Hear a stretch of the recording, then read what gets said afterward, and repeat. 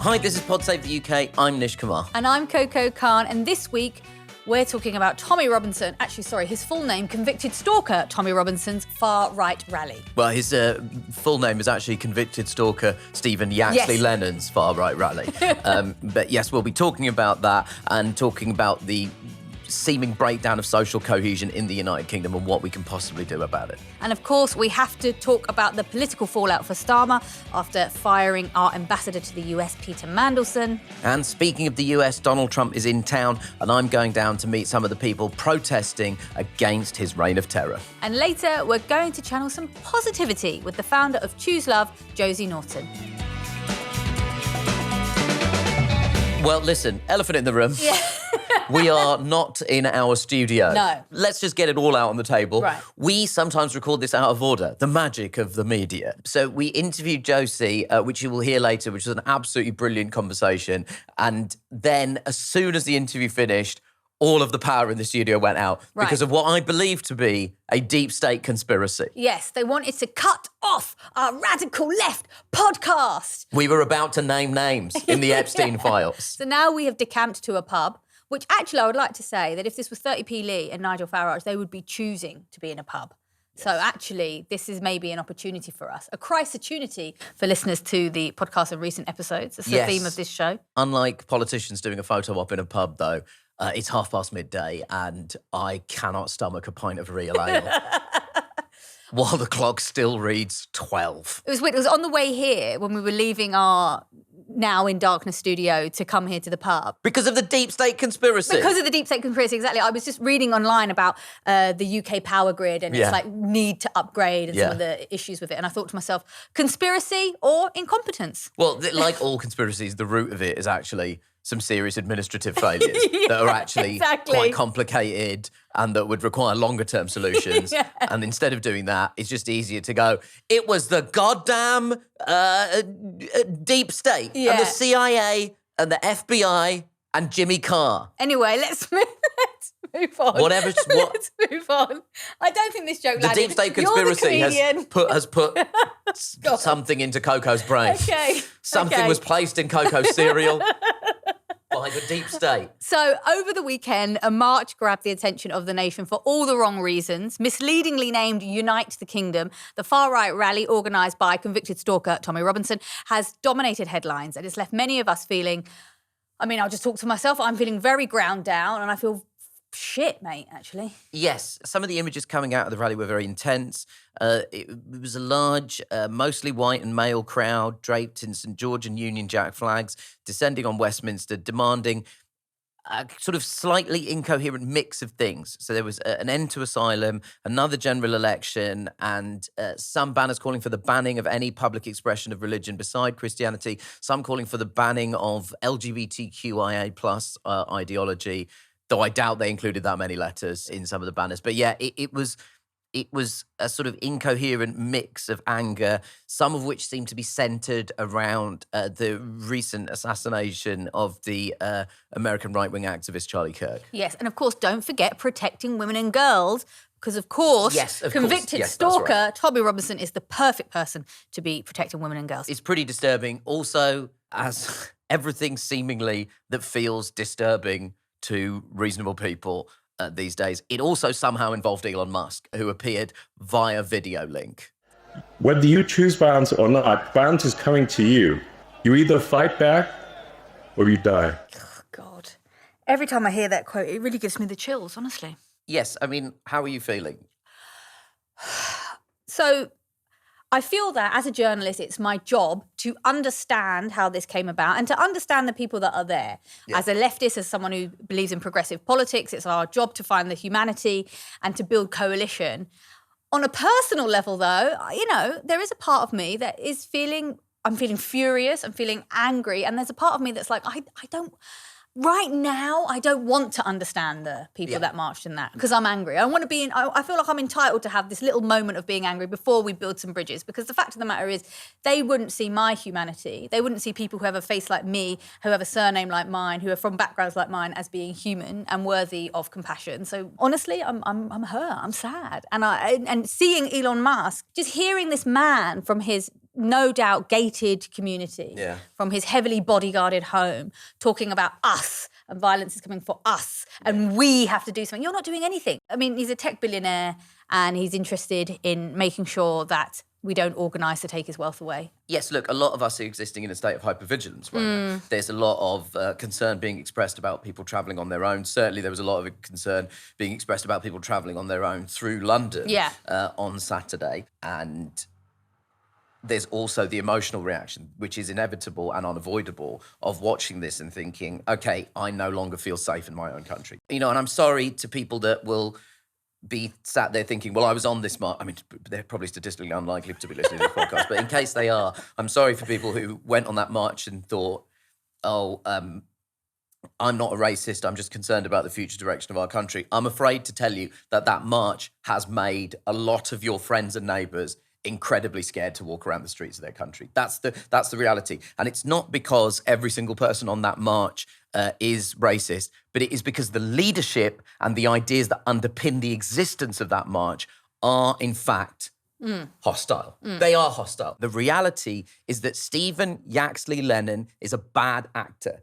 He is a convicted criminal and he is working in cahoots with Elon Musk. And when you see Yaxley Lennon next to Elon Musk, you understand everything that is going wrong and everything that has been going wrong for the last couple of years, both in our country and abroad. And that is deregulated capital is siding itself with a xenophobic rhetoric that is purely based around a hatred of immigrants. The deregulated capitalists are hoping that you will blame immigrants and asylum seekers and refugees for economic problems vested on them by our ruling class. Everything that we are seeing is a result of misdirected anger. It is not the fault of refugees and asylum seekers that you cannot see a doctor. That is the fault of a collapsing economic system that is propping up and enriching men like Elon Musk. Actually, while we're talking about this, I do want to mention something that Labour MP Clive Lewis said. So he was, one of the first guests on PSUK, and he wrote a really interesting thread on his socials about a friend who was on the march. Did you see it? Yeah, I did. Yeah. He was trying to articulate that his friend is not racist. He's smart. He doesn't support Robinson or any of the other grifters, but he feels that the government, and this is the quote from his Twitter thread, the government doesn't listen to me. Yeah, and he was saying he wants to feel, this is Clive Lewis's friend, he wants to feel proud of the country again. And, I've been really mulling on that. And I think what it speaks to is that there is a lack of story from the left. It feels like in this battle of ideas and the battles of stories, the right-wing narrative, the far-right narrative, that every problem you have is because of immigrants and asylum seekers and refugees is winning. Now, I would argue the reason that narrative is probably winning is because the people who control the media, particularly social media, tech billionaires like Elon Musk, are helping to push that. Yeah. But fundamentally, I think there is a challenge for us as progressives to say, well, what is our story? What is it? Is it hopeful? Does it draw people in? I'm sure there are people that on that march who went for it also just to feel like they're part of something. To feel like, we have no community left anymore. There's no way to sort of stand shoulder to shoulder with anyone anymore. We live very atomized lives, very digital lives as well. And I wonder if that is something that we need to soul search about, really. I mean, obviously we're a divided country. I think that's fair. I think that's well established now. But the one thing that everyone seems to be united on is that everyone hates Keir Starmer. I heard some football chants the other day about slagging off Keir Starmer. You don't normally hear political football chants. I mean, certain clubs you might do, but in general, Keir Starmer is absolutely reviled. We're all frustrated that we are not being delivered the future that was promised to us. I was promised a future that because my parents had come to this country, if we worked hard, assimilated, paid our taxes, embraced Britishness, that we would be accepted. Some of the scenes from that march on Saturday suggest that is not the case. All of the work that my family and so many of our families have done to assimilate ourselves into British culture and British society, how much money and effort we've put into, not just the tax system, but in terms of participating and being part of our communities. That future that was promised to us is not being delivered. So let's start from there and acknowledge that we have at least that in common, all of us, that the future that was promised to us is not being delivered. And then ask the question, why is that happening? It's happening because of a collapsing economic model. And what we desperately, desperately need at this moment is leadership, and leadership that actually acknowledges the problems that exist in our society, and not leadership that is based on fear of losing the next election. All I see is a political party gripped with a fear of Nigel Farage, and being afraid of Nigel Farage, and so embracing a bit of his rhetoric is not a recipe for political success. It's a recipe for political oblivion. Why don't you ask Keir Starmer, the fucking Conservative Party, about what happens to you if you try and embrace some of Nigel Farage's policies as a way of neutralising him? It doesn't neutralise him. It makes him more credible, and it makes you look hypocritical, thus further strengthening him. And Keir Starmer is doing that at his own peril. Speaking of things that Keir Starmer is doing to hasten his own political demise, let's talk about Peter Mandelson. Yeah. So Starmer's facing some serious questions about this. There's been questions about Starmer for a long time, but it's all been coming to a head recently because of this sacking of Peter Mandelson as ambassador to the US, which, can I just say, he was sacked only a few days after Starmer had backed him. So Number 10 says that new information came to light that showed that Mandelson not only stayed in touch with Jeffrey Epstein, but actually urged him to challenge his conviction for sex offences. That was the last straw. These associations with sex offenders was too much, although Donald Trump is here. So there we go. I have so many thoughts and feelings about it. I couldn't believe that Mandelson was even given the appointment anyway. And, people are really, genuinely talking about it being the end of days, it being the end of Starmer's prime ministership. And I don't know how you feel about it. I have really conflicted feelings in the sense that I don't like this government. I don't believe it's a Labour government. I have really been disappointed with Keir Starmer, particularly given his background as a human rights lawyer. However, I am quite terrified of what would take his place. That's, I think, the question that nobody has an answer to. And, the second you start seeing articles with anonymous briefings from ministers from your own party, you do sort of hear the bell tolling, because it's really giving me sort of acid flashbacks to Truss, Sunak, Johnson, the sense that ministers are now happily speaking to journalists about the collapse of the government. But the problem with all of these articles is nobody has proposed a name, right? Well, people are talking about Andy Burnham. So he's the mayor of Manchester. He's very popular and he is making manoeuvres. He's embedding himself within this organisation called Mainstream, which is like a new Labour group for what they call radical realists. It's serious about a democratic socialist future. I guess you could see it becoming a campaign vehicle for Burnham, kind of like Labour Together was for Starmerism as a whole. But there's major obstacles, principal of which Andy Burnham is not an MP. No, so he's ineligible he's not to be an the MP. leader of the Labour Party. No. But senior Labour figures have suggested that there may be a seat in Manchester where an MP is considering standing aside, which would create an opportunity for him. Look, I'm sure they could find a way if this was what happened. I'll be honest, I wasn't necessarily thinking of Andy Burnham, but then when I cycled through my mind about who it could be, I recall that so many of the kind of more left-leaning Labour MPs had been evicted from the party anyway. So, why not Burnham? It's as good as any. I guess the question for me is, if Starmer wasn't the PM, would anything actually change? It's not really about who it is now. It's about what they're saying and whether what they're saying is actually going to engage with the realities of the problems that this country is facing. In the interim, Starmer needs to be... I wish I had a more constructive way of saying this, but he needs to stop shitting the bed politically. Because again, whatever you feel about his politics, there is also a sense that he's not a very effective manager of the Labour Party.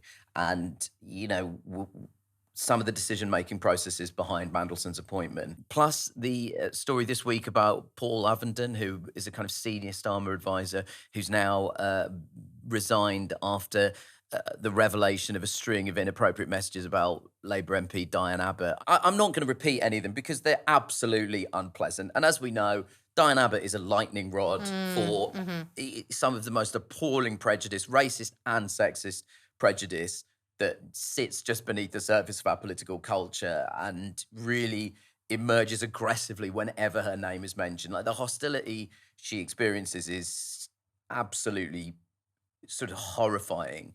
How long did he know about these messages for? These are messages sent in 2017 on an internal Labour messaging system. He needs to get better at this, and this is basic stuff. I could have told you taking Taylor Swift tickets was bad too. This is the problem. I just feel like, This is the problem. This is the issue. These things keep coming back to bite him in the arse, and they're not complex political problems. They're just basic operational things that you as the head of any organisation should be able to even if he was better at managing, which I agree with you that actually this promise of better management hasn't been met. But even if it had been met, I'm not convinced better management is the solution to the problems we face in Britain. No, so that's my concern about Starmerism as a project. Can it continue? Can he continue? Probably not. What would take its place? Who would do it? I'm not feeling enormously hopeful. Now, if you want the global picture on Trump's visit alongside what's happening in Ukraine, in Belarus, in Gaza, then check out our friends on Pod Save the World. This week, they're joined by British diplomat Tom Fletcher, now a top UN humanitarian official, for a deep dive on what's at stake heading into the UN General Assembly. Tune into Pod Save the World wherever you get your podcasts or watch on YouTube. Well, look, we've been speaking a lot about the protest that happened this Saturday. I'm now going to get involved in a protest of my own. I'm now about to go out and about in town and cover and also participate in protests against the state visit of Donald Trump. This podcast is brought to you by Wise, the app for international people using money around the globe. With Wise, you can send, spend and receive up to 40 currencies with only a few simple taps. Whether you're buying souvenirs with yen in Tokyo or sending Karuna to a loved one in Prague, you know you're getting the mid-market exchange rate with no extra markups. That's what makes Wise the fast, affordable way to use your money around the globe. Wise offers 24/7 live support and runs over 7 million daily checks to catch and prevent fraud, so you know your money is where it's supposed to be. We've got family that live abroad in a bunch of different countries. It's always a complicated problem to try and send them money or try and move money between countries. What you really, really need is an app like Wise that simplifies that process, because if you're anything like me, you don't know what's going on with technology or money, and what you desperately need is the help of something to make that simple and comprehensible. Be smart. Join the 15 million customers who choose Wise. Download the Wise app today or visit wise.com. Terms and conditions apply.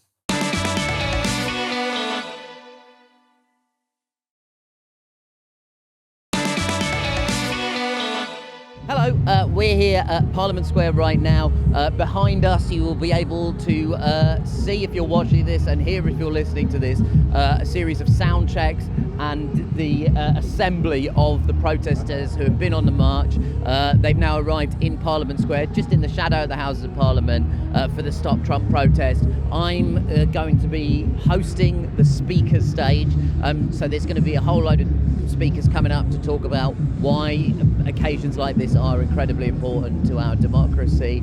I have been asked to do this, I'm assuming because more qualified people were unavailable, but I will give it my best shot. Let's hear from some of the people who are going to be speaking and some of the protesters right now.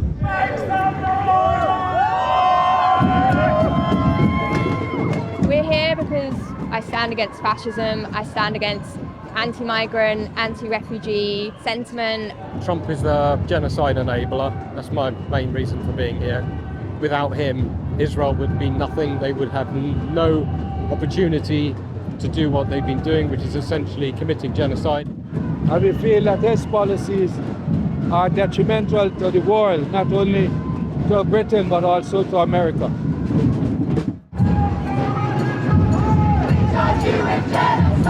The world is very upside down right now. It's always been upside down, but there's a horrible man in our ends right now, and we don't want him here. No one wants him here. Everybody wants to live in a world where everybody's happy, can eat their own food, pay their own bills, and live a happy life. And him and his cohorts are out to destroy that. And they're trying to turn us against each other, and we've got to stand together.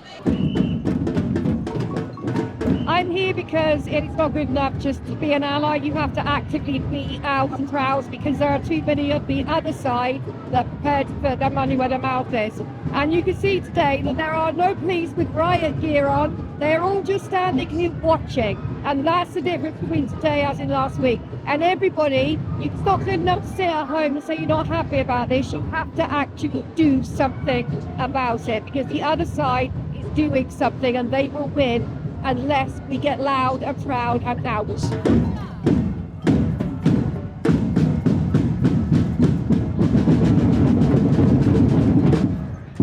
Okay, so we've heard a lot of people who are protesting. Now let's hear from some of the speakers, some of whom you might recognise from previous episodes of this show.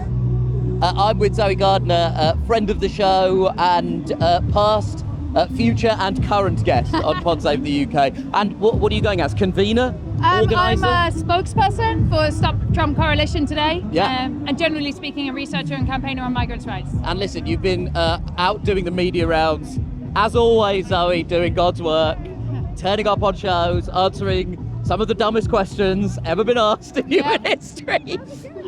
My favourite today is just like, oh, so what don't you like about Donald Trump? I'm like, well, how long have we got now?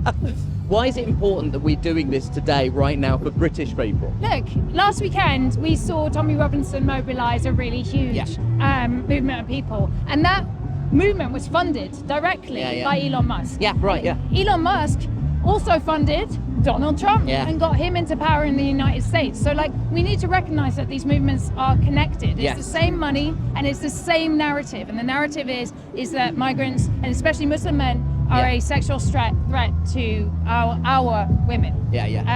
And that narrative has allowed Donald Trump to gain power, and he's using his power to do a massive transfer of wealth from ordinary US citizens to the very rich, and that's what they want to do here in the UK too, and that's why it's about us here. Will you please now join me in welcoming to the stage Member of Parliament Zarah Sultana. On Saturday, this country witnessed the largest fascist mobilisation in decades. But let there be no mistake, they do not represent Britain, we do! I'm here with MP Zarah Sultana, who has just come off stage at the Trump demo. Zarah, why are events like this important? Because the actions of this government do not reflect what the majority of people in this country want to see or expect. Donald Trump is favourable to about 16% of the British public. Everyone else hates him and can't stand him. Yet the red carpet is rolled out for him when we could be using that money for war criminals, to fund free school meals. We could use it to heat people's homes. We could use it to actually tackle poverty. But instead, we've got a government and a prime minister that is constantly bowing to arms dealers, lobbyists and fascists. Friends, of course we should have a relationship with an American president, but that is very different to what we are seeing today. A man with hands stained in blood for an ongoing genocide, having the red carpet, pomp and ceremony all rolled out for him, and we are gathered here united to say this is not in our name. I'm here with the new leader of the Green Party, Zack Polanski. Zack, why is it important for you to attend a demonstration like this and speak at an event like this? Let's be straight. We saw on Saturday racist marches in our streets, and it's really important, first and foremost, to have something that counters that says that does not represent this country. It's the first time in history somebody has had a second state visit. I mean, that is an unprecedented thing, right? And do you also think it's naive that Keir Starmer thinks that he can actually curry favour with a man who is so changeable? I think it's beyond naive. I think it's dangerous. I think it's also appeasement. I think, again, we have not seen a proper condemnation of what happened on Saturday. I know we've had some words, but actually that required, I believe, a front of house outside Downing Street speech to the country. Yes, a tweet probably wasn't enough. Right, really. Exactly. And then to see him with the pictures with Donald Trump today just feels like, with everything that Donald Trump represents, it's one of those things where it's almost you can't find words. It's a pit, it's a feeling in the stomach, and actually that needs challenging. Zack, thank you so much. Thank thank you so much for hosting as well. Please listen. Surely there should have been someone else doing this. Well, you're putting your head above the parapet, and I think that's always important to recognise. My head's always above the fucking True. parapet. Your head went a long time ago. You're going to keep me laughing all through the interview. I'm with Jeremy Corbyn, and we're at the side of the stage that he's just walked off, and we're both looking at a person who has written the phrase "Trump gets on my tits" and is firing bubbles into the air. So you're forever blowing bubbles, are you? Pretty bubbles in the air. It's fair to say we are struggling to stay focused. Jeremy, why are demonstrations like this important? Because there'll be a lot of people watching this who say, why does it matter? This is part of an important trading relationship, blah, blah, blah. Why are things like this so important? Well, Trump's having an organised, prepared and manicured visit where he, as I said, he's not meeting anybody. He's only chatting to the royal family and the Prime Minister. Well, obviously he might want to talk to them, but there are a few million other people here who might like to say a word to him. He's not getting in touch with them or meeting them. And I think when people are watching television, they need to know that there are some of us here that don't buy into the Trump agenda of social and economic divisions or the racism of Elon Musk and others who used to be his very best mates.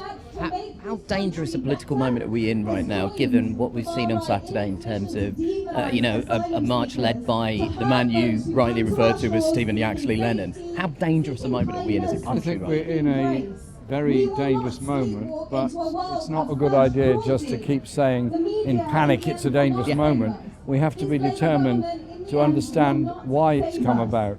And that is when there's a lack of an alternative to the economic divisions and poverty in our society, when there's virtually a triopoly of foreign policy and economic policy in Parliament, we need an alternative, and that's where we need the strength to come together to put forward those ideas. I'm with George Monbiot, who has just given a barnstorming speech on stage. George, listen, I've been interviewed by various journalists who are here covering the event. They keep saying to me, what's the point of stuff like this? I think I have my version of what that answer is. I'm interested in hearing your version of what your answer is to that. So what we do here is to say it is legitimate to dissent. Yeah. You know, when people see other people, especially people they respect, and my God, we've had such an array of heroes today, fantastic. When they see them dissenting, they know it's okay to dissent. Yeah. And that's how we build the movement. That's how we build something big enough to oppose and overwhelm the far right, who themselves are now feeling legitimised, not just by Trump and Farage, but also by this so-called Labour government. Yeah, that's right. I mean, listen, we've got people speaking here from Disabled People Against Cuts. Andy's on stage literally right now as we speak. We've also had people from Farm Justice UK. We've had such a... Trump has really managed to upset a diverse group of people. Yeah, seeing the farmers' representative on stage. Absolutely. Thought, well, can they bring their tractors next time, please? Because if they bring their tractors, the police don't touch you. Yeah, you can spray shit at Parliament, the police won't touch you. You heard it here first, guys. Tractor spray shit is the new form of protest. Say it loud, say it clear. So we just finished the demonstration. People are just sort of filing away now behind me. It's been an incredibly inspiring day. So many brilliant speeches, so many energised people. I think the thing that impressed me the most about this whole event is the breadth of coalition that Stop Trump was able to assemble in this country. You know, we've got people here representing groups that are fighting against the genocide in Gaza. We've got representatives from Disabled People Against Austerity. We've got representatives who are trying to fight for the UK's farming industry. It is impressive, the breadth of the coalition that has assembled here today. And I think that is going to be really, really important. What's crucial now is about translating this into actual political currency and building some unity across these groups in a way that translates itself electorally. Because, you know, if you tally up the groups that Donald Trump stands against, you know, whether it's women, working class people, whether it's members of the LGBTQIA community, whether it's people of colour, whether it's, and this may blow your mind, people who belong to more than one of those categories, you realise that that is a majority of people.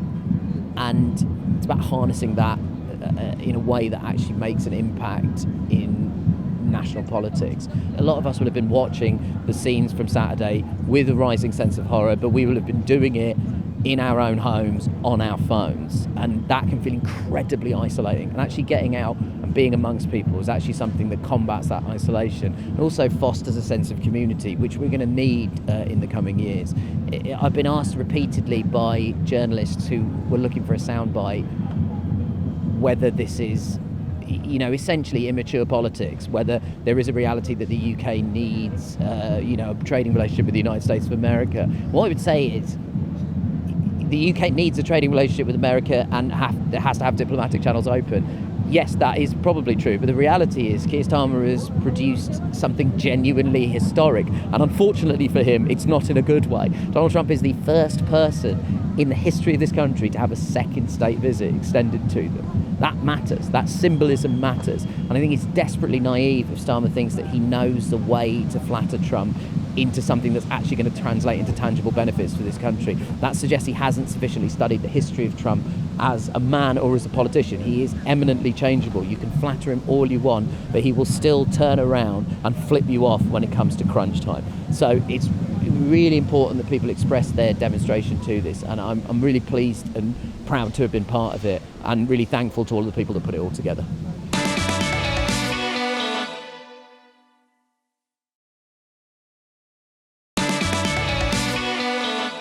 Through the magic of podcast editing, we are now back in the studio. And after so much anger and rage across this episode, it's important to consider the inverse emotions. Right. So has there ever been a time when UK politics was more in need of love, of empathy? There's no shortage of anger, and we do need some of that. But where is the alternative voice, the voice advocating for understanding and persuasion? Is it getting drowned out? 10 years ago, Josie Naughton started off a grassroots campaign helping refugees as a volunteer, but now runs Choose Love, working with local partners across 50 countries. The charity has raised millions to support displaced people.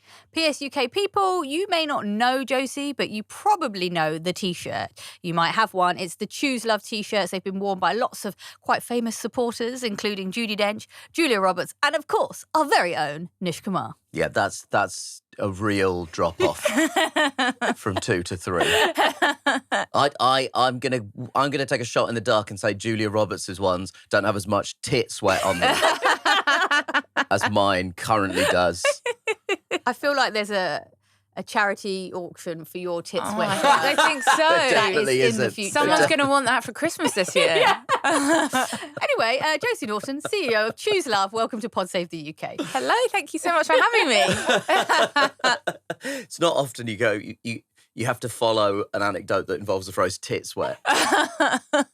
It's nice to see you, Josie. It's very nice to How see are you you? too.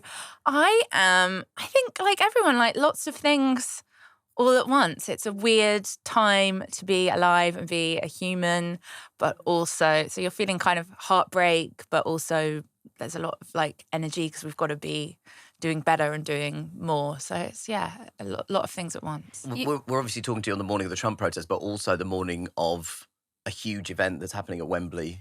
Yes, Together for Palestine. Yeah, that's very exciting. It really is, I think. So for anyone that hasn't seen what Together for Palestine is, it's a concert at Wembley organised by Brian Eno and several of leading Palestinian activists, people from the music community, journalists, actors, artists, all coming together to have a cultural moment that stands in solidarity with the Palestinian people. There hasn't really been a big cultural moment. You know, I think this is going to kind of be like the Live Aid, but a lot more culturally appropriate. And of our time, and it's raising money for 3 incredible Palestinian-led organisations, and Choose Love will be the kind of flow through for the funds to get to those organisations. You've been talking about having empathy and compassion to refugees and asylum seekers for a decade, for 10 years. Yeah. So just take us back to the beginning of that. You know, what made you get involved? So I didn't work in the charity sector at all. I actually worked in music. I was the PA for the manager of Coldplay. I was living in LA. It was kind of like my dream life. And I had come home in the summer of 2015. And in that summer, that's when the term refugee crisis was coined. So 1 million people arrived in Europe seeking sanctuary, primarily from Syria, but also from Afghanistan, from Iraq, from Eritrea, from Sudan, from the Congo. And I'm sure we all remember those images of the of the boats arriving in Greece, and one particular image of the little boy, Aylan Kurdi, who washed up on the shore of Turkey. And I, like so many other people, I was just watching the news and like, God, this is so awful, and this is happening on our doorstep. And kind of, if I'm not going to do something now, then when will I? And so together with some friends, we tried to raise £1,000, gather a van load of tents and sleeping bags, and took them to Calais in northern France. And I expected to find a kind of big organisation there at that time who we would give the money that we'd raised, who we would give this aid that we'd managed to collect. And actually what we discovered was there were 5,000 people. They were living in a field. They didn't have access to any services. And I saw, oh, wow, the police are here, but they're actually not helping these people. They're terrorising these people. And all of the institutions that I'd kind of believed in weren't there. And that was the beginning of a journey of like really understanding how the systems of the world work, and that humanitarian crises are actually often really man-made. But also I just couldn't unsee what I'd seen. And like so many other people at that time really got involved in organising and in civil society. And yeah, our organisation was born, and we're still here 10 years later. You bringing up that image of that little boy being carried on the beach, like that brought that. I hadn't actually thought about that for some time, actually. And it really, it gave me the chills. And I remember at that time, the way people had been talking about the refugee crisis was, had the similar xenophobic and racist dog whistles that we hear now today in our debate. But that picture stopped people in their tracks and made people go, oh my God, this is so horrifying. And I don't know what you think, but I feel like a picture like that wouldn't move the dial now. I feel like we've become so entrenched. I guess with your longer view, having worked in this space for 10 years, where are we now in terms of people's compassion and empathy? I think, I totally agree. Like that picture changed the world, and we're all now used to like waking up, looking at our phones and watching a genocide be live streamed. And the images that and the videos that we all now kind of have etched into our brains are the kind of things that we would never have imagined 10 years ago. And I would say that the movement in support of human rights, of civil rights, of all of these things has grown. I do really believe that. But simultaneously, obviously, the movement that's kind of focused on hate, on xenophobia, on racism, that has also grown. So we're living in this much more polarized world. Choose Love, over the years, we've always there's been big emergency moments that have really galvanized people, and we've been able to do huge campaigns and raise a huge amount of funds because people are just so shocked. And over the last 2 years, we've really seen that model kind of change, because it's just every day there are so many emergencies everywhere.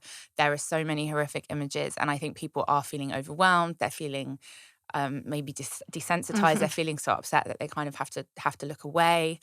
So that it's quite a complicated time in terms of thinking about how people are responding. But people really, really care, but they're maybe just a bit paralyzed and don't know what to do. In terms of the organisation, there's no way you could have had this in your sort of 5 and 10 year plan that you would end up in talking to us about what you're talking to us about right now. No way. When we first started and people would say, what are you going to be doing in 5 years? We were so naive, and we'd be saying, we want to be out of business. We're starting to think about what are the root causes for displacement, and everyone kind of really thought that better world was possible in such a short amount of time. Yeah. But instead, the number of displaced people in the world's doubled since we began. It was 60 million when we started. It's over 120 million now.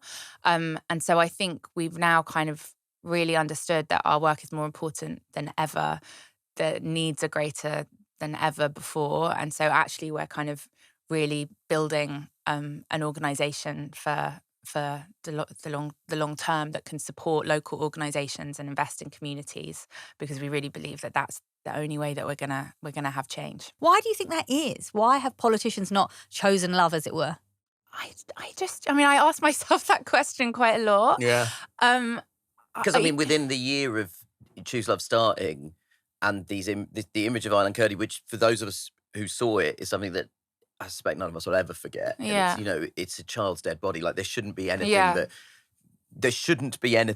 that is more emotive than that. But then within a year, the kind of height of the Brexit campaign, Nigel Farage was posing in front of a poster that had a picture of kind of hordes of brown men coming over under the, and I think it was breaking point was the phrase on that poster. Yes, it was. So why has there been this kind of regression, do you think? I have a lot of conversations about this, and I think back to that time, and Choose Love was quite a radical name to have for an organisation at that time, and people would say, like, you're never going to be taken seriously with a name like that. And the word refugees was so heavily politicised, and actually I think Choose Love kind of gave people the language to support this movement and support refugees, and it humanised the issue, and that's what's so important. I actually wrote a letter to Yvette Cooper a few weeks ago with one of our partner organisations, Project Pure Hope, who are trying to bring in children from Gaza who desperately need urgent medical care. And the UK has been blocking them coming in, even though all their care is sorted out and everything. They have let a few in now, but I wrote this letter to Yvette Cooper with two of our trustees, and we were just talking about. She came out to Calais, way back then when we were campaigning for the rights of unaccompanied children. And she met the children, she campaigned with us, she talked about how they need to be seen as human beings. The Conservative government at that time wasn't recognising the humanity of these children, of these families. Keir Starmer as well was speaking out in support of refugees. And I just cannot believe that we are in a time where these people who once campaigned alongside humanitarian organisations are now who we're campaigning against. Yeah. The only reason I think is because they think that that's what will keep them in power. But I think it's so short-sighted and actually not true, because they're trying to appeal to the Reform voters. But the Reform voters are going to vote Reform anyway. And actually what they're doing is losing all of the left, the centre, who believe in humanity. It seems to me it's like cutting off your nose to spite your face. The only narrative in town at the moment appears to be it's all the immigrants' fault. That is the single narrative that's being pushed. Whereas you give someone a story, well, actually, there's another narrative. There's love, there's hope, there's empathy. I don't know where that story is. I feel like that's drowned out. So I guess my question to that is, thinking about this battle of narratives, where do we stand with calling out, for example, people that went to the United Kingdom march? Is it helpful to call them racist? Is it helpful to call them fascist? Is helpfulness the right term? I don't know. I'm asking you now to solve this linguistic problem of my life. I'm not sure I've got the answers. I think accountability is really important. I think calling things out is really important. And in part, we've got to the place we're in because a lot of things haven't been called out. Equally, division doesn't work. Yes. Polarization doesn't work.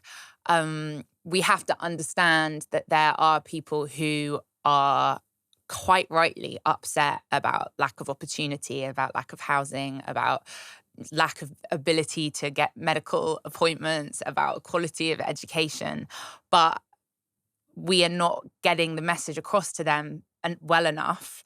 And we have to think about how we can do that better, that it's not because of refugees. They make up less than 1% of the population of the UK. It's because of billionaires and the decisions of those in power. And that message is not getting out there. And I also think it's ignorance. It's people who maybe haven't met someone who's been displaced and travelled here.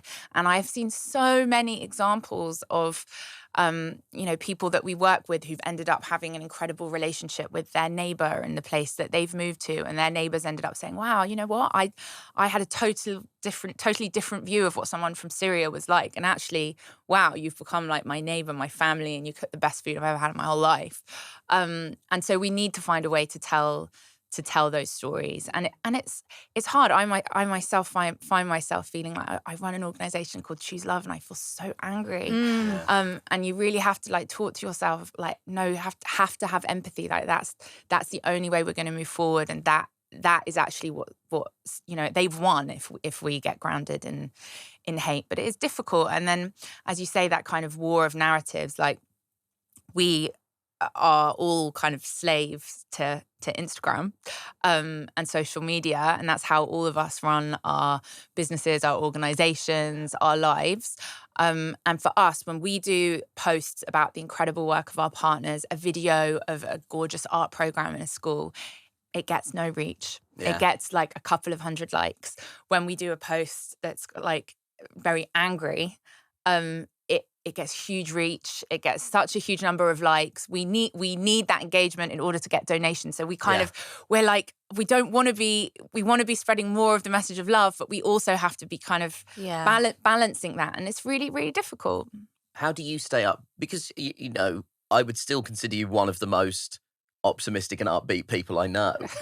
How do you... That's not a very good standard, actually, because most of the people I know are incredibly furious all the time. But I do consider you to be an upbeat and positive person. And how do you remain that way in the face of the things that you're seeing on a day-to-day basis in your working life?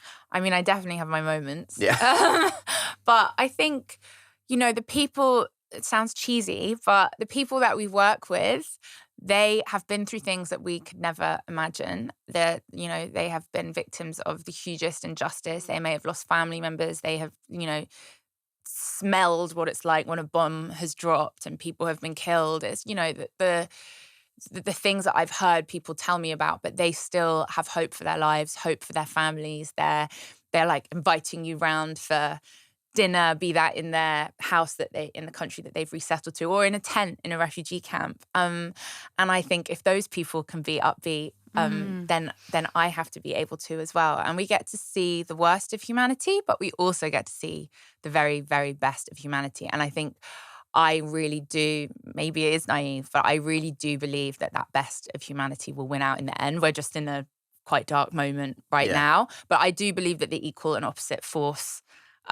will form and is falling. And I also think that the voice of hate can often be louder, and we all have a job to do to make the voice of love the loudest. I think it starts in our communities and then it trickles out. So I think everyone should be getting involved in their community. They should be thinking about where can they be volunteering, what campaigning can they be doing, going and having conversations with people in their community. People can be donating to causes that they care about. They can donate to Choose Love, but also donating to organisations around the world that are led by communities themselves. You know, that's the model that Choose Love has, and we want to unseat ourselves from a position of power and privilege. People, we know we still have the vote. People need to be like getting involved, thinking about what's going to happen in future elections. Like doing these things is actually really important, and we can't feel paralysed in this moment. This needs to be the moment that we really act. The aim is always for the organisation to not exist. Our vision as an organisation is a world that chooses love and justice every day for everyone. I don't know if that will happen in my lifetime, but I am 100% committed to working towards that for the rest of my time on this planet. And I think there are so many people who feel the same. Josie, thank you so much for joining us on Pod Save the UK. No, thank you so much for having me. We're back in the pub again to tell you that's it. It's over. Thank you for listening. This episode of Pod Save the UK was actually brought to you by Christopher Nolan. So it's time jumping, location jumping. Yeah. This is non-linear storytelling. We'd like to thank Big Chris for stepping in at the last minute and directing this episode. We didn't mumble enough for it to be a Christopher Nolan, though. I feel like the audio was quite good. I feel like that is an unfair allegation that's based solely on an early version of The Dark Knight Rises where some of Bane's dialogue was inaudible. Let's not bring this in and let's not have a fight in the credits. Don't forget to follow at PodSave the UK on Instagram, TikTok and Twitter and Blue Sky. Pod Save the UK is a reduced listing production for Crooked Media. Thanks to senior producer James Tyndale and producer May Robson, with production assistance from Annie Keats-Thorpe. Our theme music is by Vasilis Fotopoulos. The executive producers are Louise Cotton and Katie Long, with additional support from Ari Schwartz. Remember to hit subscribe for new shows on Thursdays on Amazon, Spotify or Apple or wherever you get your podcasts. And remember to rewatch The Prestige, because of the Nolan films, it's actually the one that I think is really, really spectacular and really improves over repeated viewings.